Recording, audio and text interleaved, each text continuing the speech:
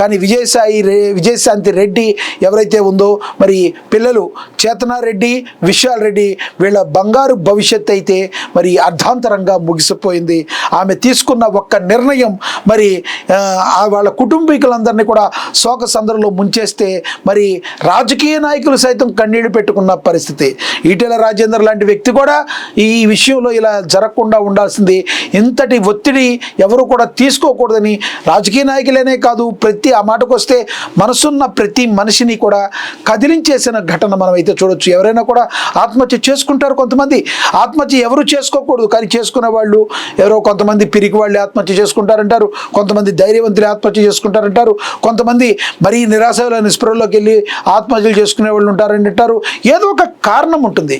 ఇప్పటి వరకు ఏ కారణం లేకుండా విజయశాంతి రెడ్డి ఇలా ఆత్మహత్య చేసుకుంది అనుకున్నాం. దీన్ని కాదు, దీనికి మరో కోణం ఉంది, దీనికి ఇంకొక కోణం ఉంది అన్న రకంగా ఈ రోజున మరి కొన్ని విస్తుపోయే నిజాలు పోలీసుల దగ్గర ఉన్నట్టుగా మనకి విశ్వసనీయ వర్గాల సమాచారం ఉంటుంది. మరి కాసేపట్లో పోలీసులే ప్రెస్ మీట్ పెట్టి మరి విజయశాంతి రెడ్డికి మరి ఆ అజ్ఞాత వ్యక్తి ఏం లాస్ చేశాడు, అతను ఏమి బెదిరించాడు, దేని వలన ఇలా ముగ్గురు చనిపోయారనేది మరి కాసేపట్లో మీ ముందుకు రాబోతుంది. తర్వాత మళ్ళీ దీని గురించి కూలంకుషంగా చర్చిద్దాం. మరి విజయశాంతి రెడ్డికి అంటే అలాగే చేతనారెడ్డి విశాల్ రెడ్డి యొక్క ఆత్మకు శాంతి కలగాలని ప్రజలందరూ కూడా కోరుకుంటున్నారు. కానీ ఇలాంటి ఒత్తిడిలు మరొకసారి వెళ్ళి ఎవరు కూడా ఇలాంటి పనులకు పాల్పడొద్దు.